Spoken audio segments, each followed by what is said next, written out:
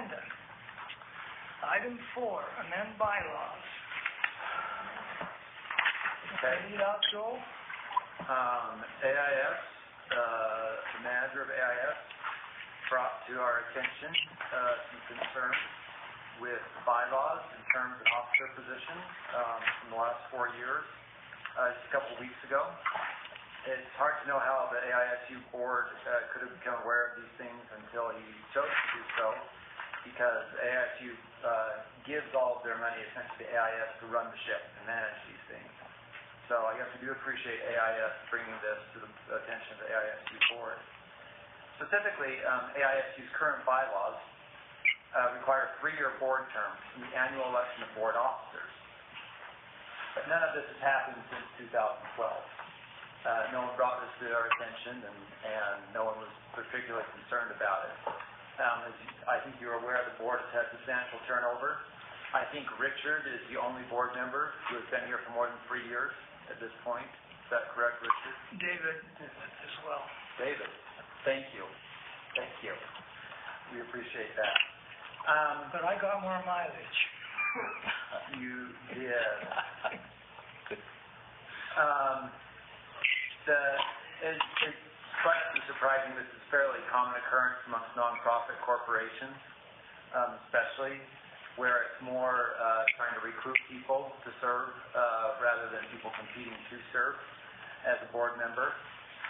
So the law really basically says, if the director's term expires and no one's appointed to replace them, they remain in office.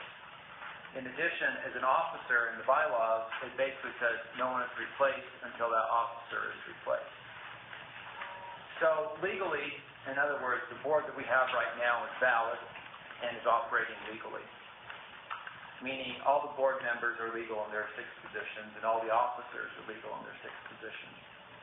However, it is absolutely prudent to bring everything up to date. So I have a series of 3 votes I'd like the board to take. I'm happy to explain on this topic related to each one. The first one is to adopt new amended and restated bylaws. They'll be the first ones in 5 years, the first amendment. And the changes are fairly minor that we are making. You're changing your principal office to here to Murray. It used to be for Harmony Education down in Provo. Also, board members, we will, if you adopt these amended state bylaws, we'll then designate each of the 6 board members as serving for 3 more. 2 of them will serve for 3 more years, 2 of them will serve for 2 more years, 2 of them will serve for 1 more year. And, of course, it's not slavery. They can always resign, earlier than that. But then it's important that whoever replaces to distinguish which one they are in those positions. Also, for officers, we'll have election and direct officers, meaning a chair, a vice chair, a treasurer, and a secretary. And these new bylaws give you guys a bit more flexibility in how you do those things. Other than that, it's basically the same as before.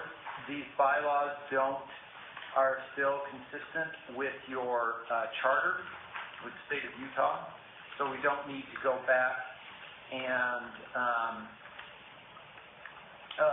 amend your charter with the state to do this amendment to the bylaws.